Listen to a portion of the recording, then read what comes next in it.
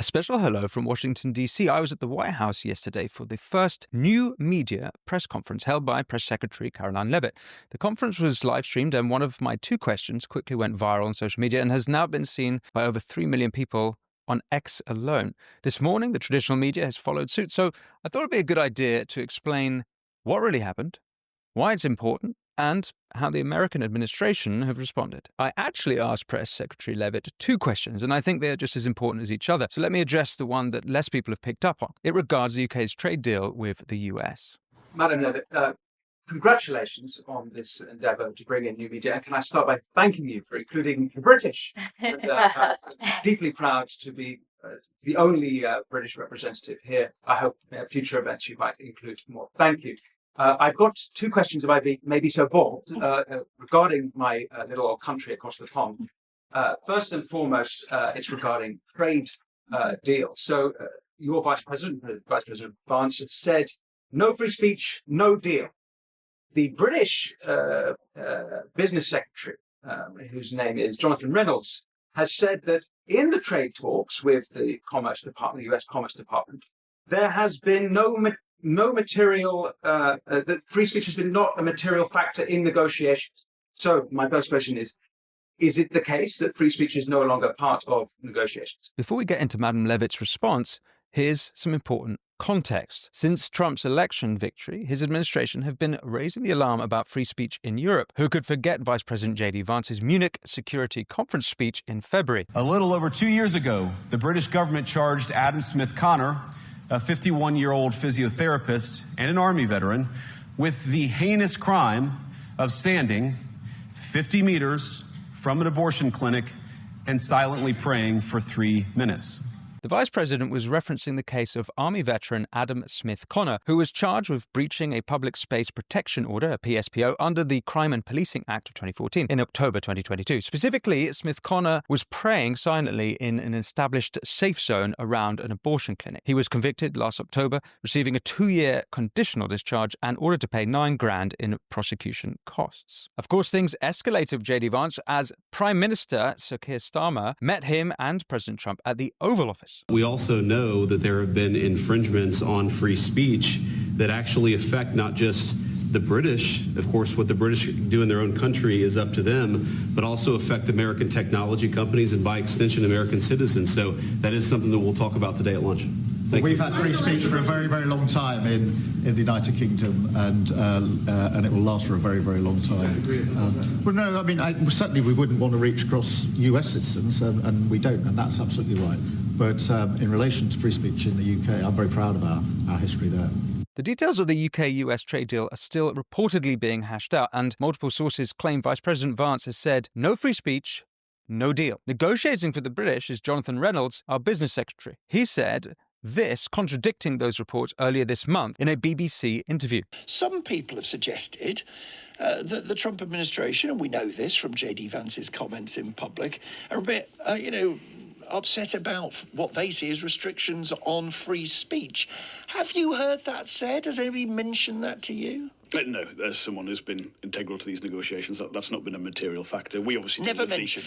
Not a word about it. From the Commerce Department or the Office of US Trade representative. This is from the State Department. But let me just say one more thing, Nick, which is tomorrow is not a deadline. Britain have been treated comparatively favourably so far with regard to tariff rates, with the 10% baseline. But we don't have a goods trade surplus with the Americans. In fact, it's the Americans who have one with us. So why the tariff at all? If their primary motivation is to sort their trade deficit, well, there are several reasons. One, they're trying to generate revenue for themselves as they restructure the American economy. Two, they want to create leverage for other things they're trying to procure, as the Vice President suggested. But also affect American technology companies and by extension American citizens. So now our European neighbours are ahead on this, with Politico reporting EU fines Apple €500 million and Meta €200 million for breaching Europe's digital rules. But in the famous Munich speech, the Vice President also said this. The threat that I worry the most about vis-a-vis Europe is not Russia, it's not China, it's not any other external actor. And what I worry about is the threat from within, the retreat of Europe from some of its most fundamental values, values shared with the United States of America. Now, within living memory of many of you in this room, The Cold War positioned defenders of democracy against much more tyrannical forces on this continent. And consider the side in that fight that censored dissidents, that closed churches, that canceled elections.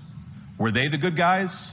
The Americans are reportedly concerned that the British free speech laws will infringe on the speech of Americans. Would Karoline Leavitt clear things up for me? Well, this was her response. To your first question about free speech in the United Kingdom, the Vice President has been incredibly outspoken about this for good reason. And the President has spoken about this as well directly with your Prime Minister when he was here for a visit to the White House. So it remains a critical endeavor of ours to show the Brits and your country, which we love and admire, about the First Amendment and the importance of free speech in a sovereign nation. As for the trade talks, I understand they are moving in a very positive way with the United Kingdom. I don't want to get ahead of the president or our trade team and how those negotiations are going, but I have heard they've been very positive and productive with the United Kingdom. And I will say the president always, both publicly and privately, speaks incredibly highly of your country. He has a good relationship with your prime minister, though they disagree on domestic policy issues. I've witnessed the camaraderie between them firsthand in the Oval Office, and there is a deep mutual respect between our two countries that certainly the president upholds. Now, before we get to the question that, according to the New York Post, left the White House press secretary stunned, let's take a quick look at how the media is reporting on the US-UK trade deal. Left-leaning The Week ran the headline, UK-US trade deal, can Keir Starmer trust Donald Trump? Let's use Ground News to see how the rest of the media is covering this story. We specifically partnered with Ground News because their app and website allow me and my team to quickly see through media bias and get the full picture on any story in the news cycle. There are multiple articles published on the UK-US trade deal, and we can access every single one on Ground News with context on each source. Meanwhile, right-leaning TIPP Insights ran the headline, Vance says Trump's love for the UK could seal trade deal. A very different narrative from The Week. Seeing all sides, regardless of political lean, is essential for making informed decisions and spotting bias. That's why Ground News' blind spot feed, which highlights stories underreported by either side, is such a powerful tool. I genuinely believe in what Ground News is doing, and I encourage you to check it out by scanning the QR code or visiting ground.news/Winston. If you subscribe through my link, you'll get 40% off unlimited access. Ground News is subscriber funded, and by supporting my sponsors, you're all supporting this show. So here is a question that seems to have struck a chord online and in the media. And my second question, if I may, is in Britain, we have had over a quarter of a million people issued non-crime hate incidents. As we speak, there are people in prison for quite literally reposting memes. We have extensive prison sentences and for tweets, social media posts, and general free speech issues.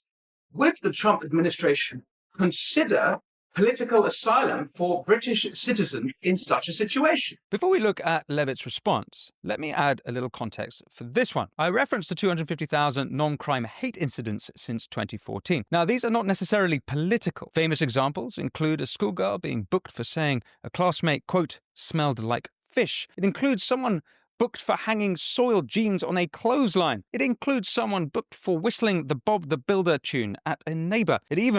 A complaint about a rough haircut was logged as a hate incident by police. Many of these might not be political, but quite striking in the country that gave the world John Milton, John Stuart Mill, and John Locke. There are more overtly political examples of censorship. Of course, we have heard about Alex Smith, Connor, who the Vice President referenced in Munich. He is not the only one to be arrested for silent prayer.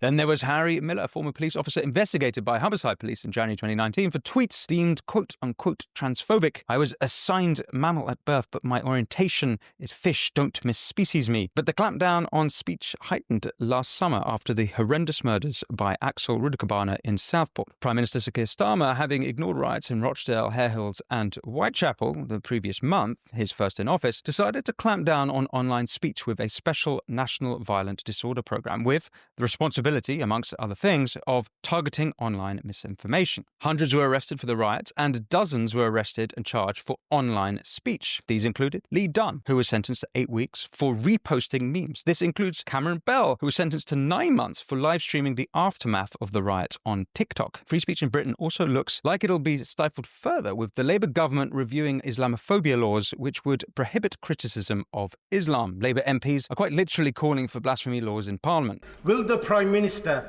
commit to introducing measures to prohibit the desecration of all religious texts and the prophets of the Abrahamic religions?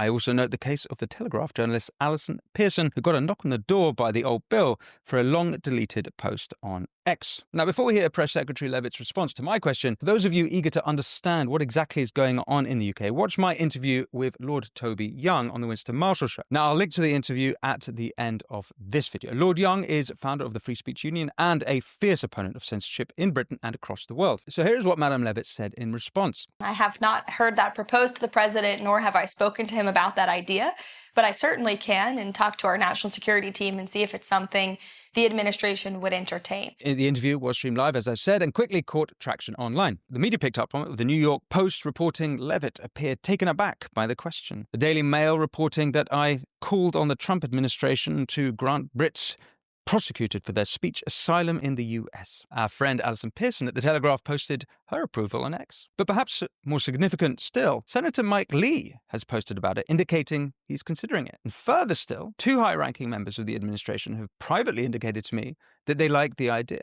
Although I will protect their confidence, we'll see if anything comes of it. Now, my next monologue will be about the quite surreal day I spent at the White House, where I had the opportunity to interview various members of Trump's administration. And perhaps more interesting still was the peek behind the curtain of how the Trump administration play with the mainstream media and their new approach to alternative media like the Winston Marshall Show. Now, I want to know what you think about political asylum for Brits in America, so let me know in the comments. And if you head over to winstonmarshall.co.uk, you'll get exclusive content and ad-free viewing. And if you want to support the show, remember, all you have to do is press subscribe.